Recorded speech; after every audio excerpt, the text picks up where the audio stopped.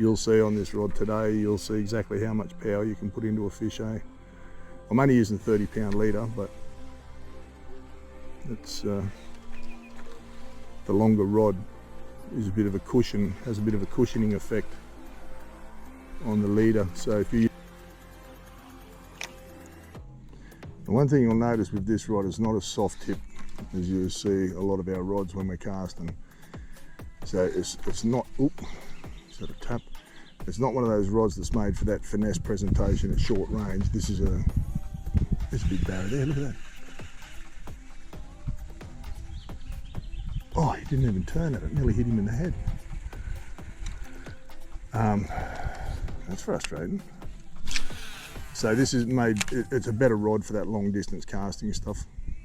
Like casting on these things, these 4-inch prongs with the 1/4 ounce head, they're a good casting weight. You can get a lot of distance behind them.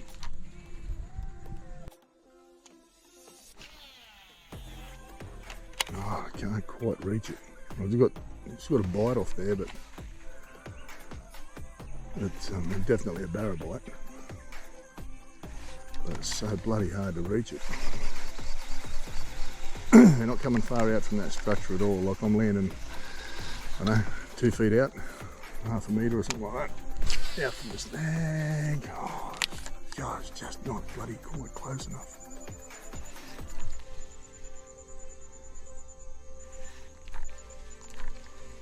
Oh, that one followed out. Running straight at me. Another small fish. Straight through the grass.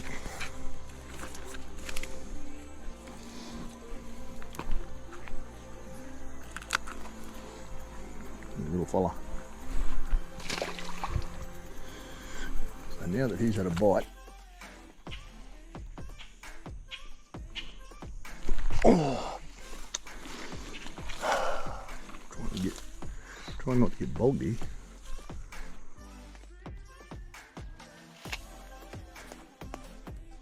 This is a Tilson Barra. So this is a timber diving lure, so you can sort of suspend it, wind it down to where I want it, and let it sit. Give the fish a bit of a chance to look at it. No good in any hard-bodied lures, no good in weedy conditions. So, but these big logs and open banks like this, it's quite handy to be able to just let it sit. Give the fish a chance to look at it. Fish are basically inquisitive, so even if they're not hungry, if something comes into their turf. Ooh, that sounded like a bigger one. Yep, a better one.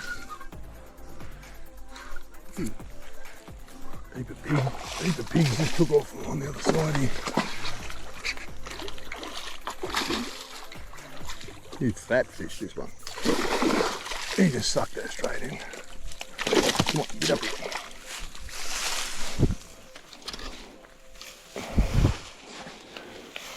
So Tilson Barras are absolutely renowned for barras and jacks, but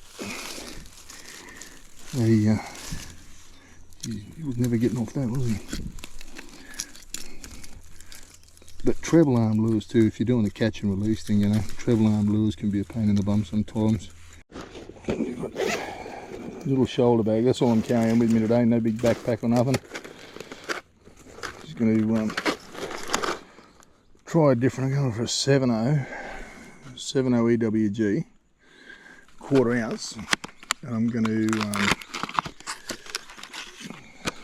put one of those 7-inch paddle prawn, Lumo paddle prawns on, I think. Let's see how that goes. The water's got a bit of colour. Oh, I didn't think I packed them, but a bright pink Lumo belly. That's a great dirty watercolour. And I've got the bright orange obviously on the jig head. Ow! So this battery's going flat, so I'm just going to put a new battery in this. We're going to see if we can catch a big one.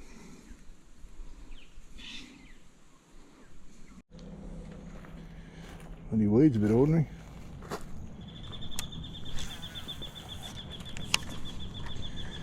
Twitch a couple across the top and see if we can get a reaction.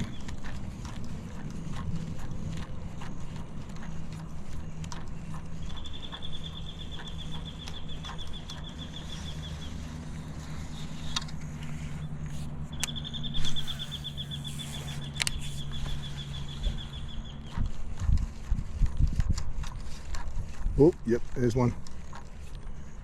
Right under it now. It's a good one too.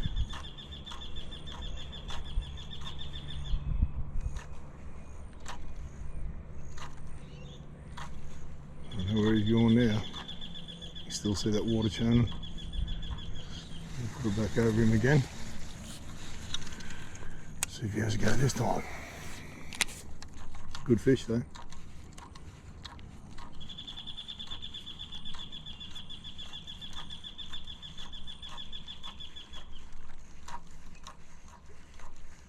Oh, here he is. Look, look. Oh, he's a bloody hell, he's a big fish, this. Still there. Oh, holy Jesus. And this is why I wear camo shit. So when these fish get close enough to be actually able to visually spot you, you blend in with the background. And I'm not moving my body at all, just me twitching my rod. He'll be here looking at this. He'll be here somewhere.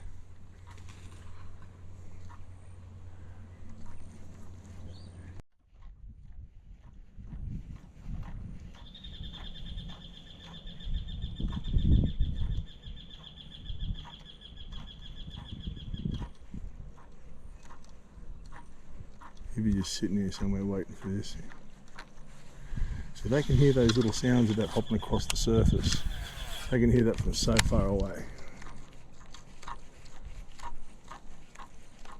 Oh, there he is.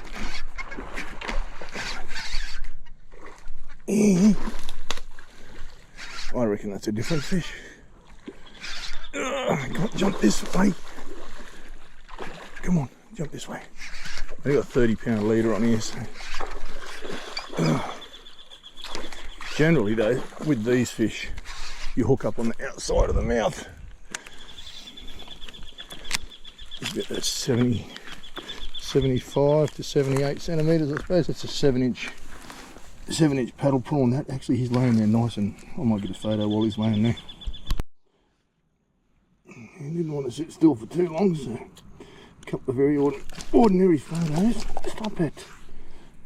Get that hook out of him. I'll try and slide him in there without making too much noise, because I reckon there's a bigger one just here. Here we go. Oh, this might have been the one that hit it before. It's that one that left those big bow waves. I just turned the camera off. It was one of those explosive strikes. The sound is phenomenal. There's bow waves going out here. There's more fish here.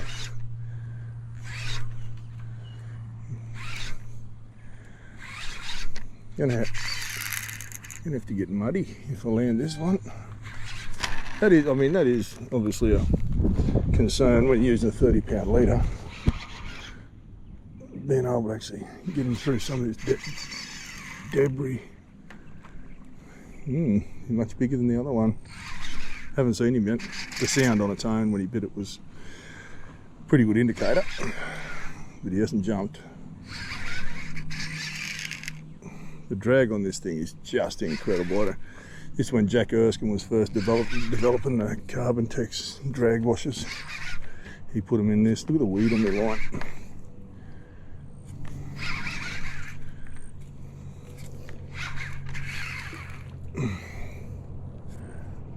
I can't see the fish, but I just saw my bright pink lure. That's good. That means it's on the outside of his head. Oh, he's not huge, but he's not bad either. Hooked on that side, that's why he pulled like that.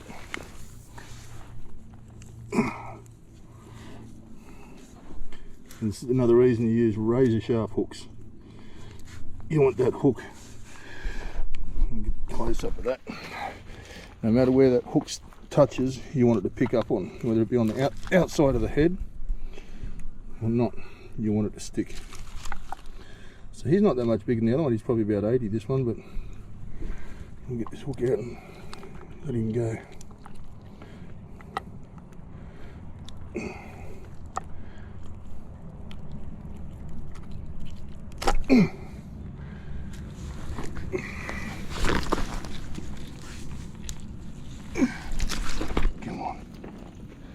Oh, come on, stop that. There he goes.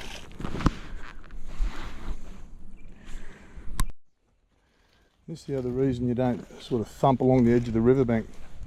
Those noises, like if you're jumping and thumping and carrying on, we'll see bow waves taking off. You just want to sneak along nice and quiet. Sometimes if you just get a stick with a fork on the end of it, just put it down the side of that treble, just push him out like that. That was on that burn and kill. Baby fish, holy dooly. It's just on that burn and kill there, so you just wind fast and then pause it. Sometimes two different bites you get.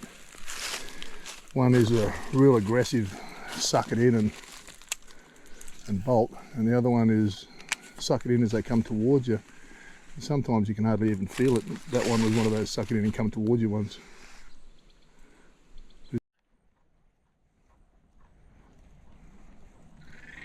Bit of water movement in front of me there. No tilapia anyway.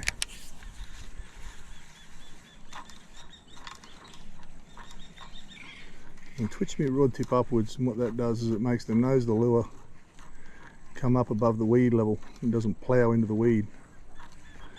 If you plough into the weed, it looks very unnatural, like as you're trying to work it across the surface. So, like that. So you can just twitch it, cut through it, and twitch it upwards like that. A bit more appealing.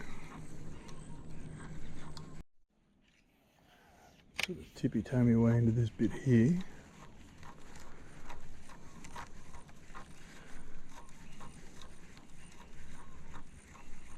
You're not actually watching your lure, you're watching all the lily, all the weed, the duckweed and the stuff around it. Because your ripples, your bow waves don't do what they normally do when you've got clear water. It sort of absorbs the waves.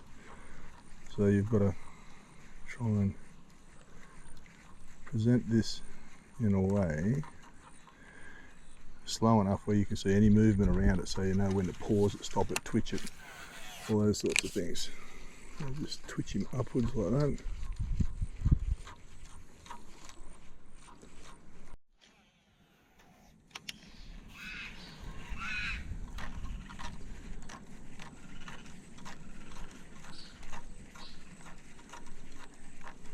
It's pretty focused sort of a fish in this. You've got to keep your eye on what's going on so closely. First sign of a bow wave, you know, you've got to decide what you're going to do. Are you going to keep twitching it, or are you going to stop it? It depends on how aggressive and how fast the bow wave came in.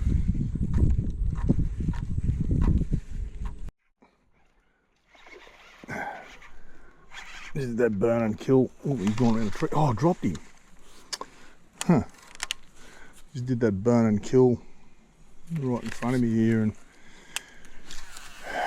got absolutely drilled.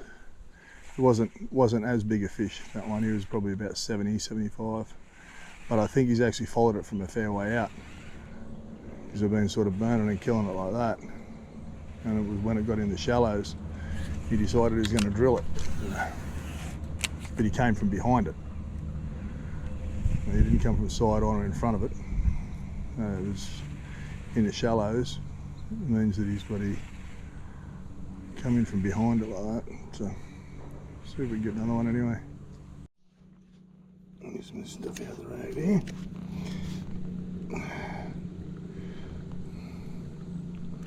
I thought he was hooked on the outside of the head, but he's not. He's hooked down in there and he's just thrown the lure. There we go.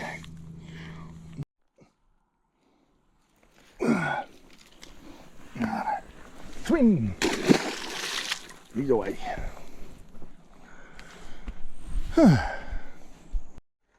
Big boil. Really big boil on my lure then. I don't know if he's still looking at it, following it or what, but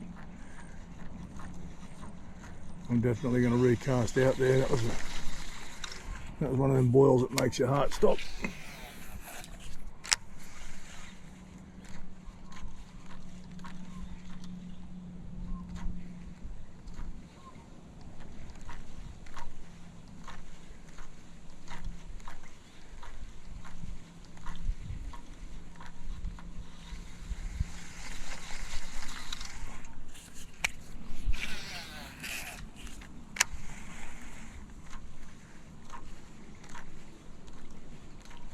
There he is.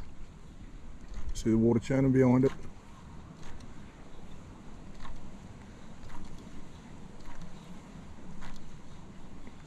Come on.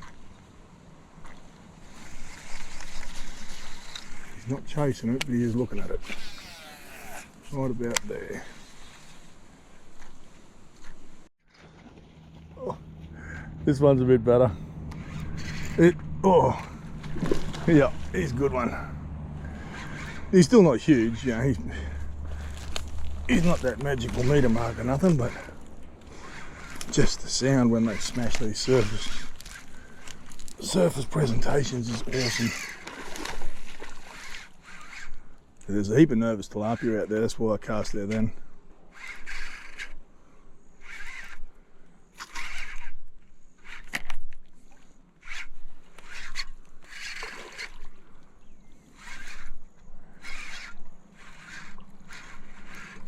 Come on.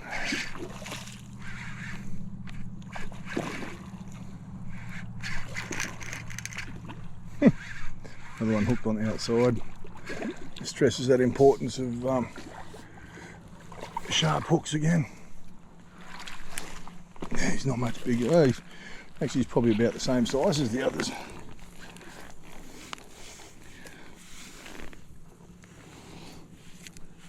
He's a pretty fish.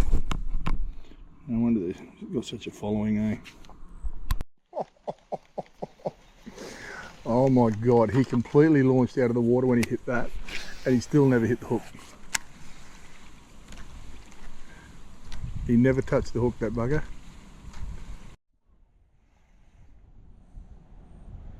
So basically what this burn and kill thing is that I'm talking about is you put it out to an area where you think there might be a few fish. There's tilapia out there. Hold your rod tip down a little bit, fast wind and stop. The thing to remember with it is though, as soon as you get hit with these weedless hooks, you've got to strike straight away. Always keep an eye out around your lure for bow waves and stuff like that. There's a heap of tilapia just out here, look at this. Cast just past them, let it sink down, crank it into the tilapia, make them panic. And anything that's hunting in that area, there we go, they've panicked. Anything that's hunting in that area is on the lookout now. Oh, that was a mundi.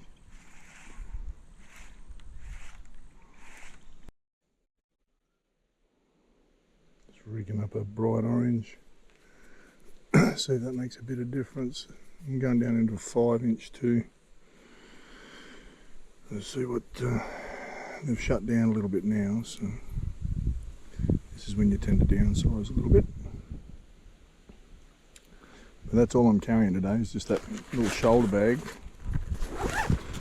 And then this one here's got all different jig heads and stuff in it, and then obviously you've got your knife, so it's one of them spots here where you sort of, you've got to keep changing what you're doing, where you just don't get the bites, you know, like the bite will stop, so you stop catching fish if you just keep doing the same thing. So you've got to keep swapping it up. There's a nice little weed bank in front of me here. Should hold some fish, so I'll let you know in a second.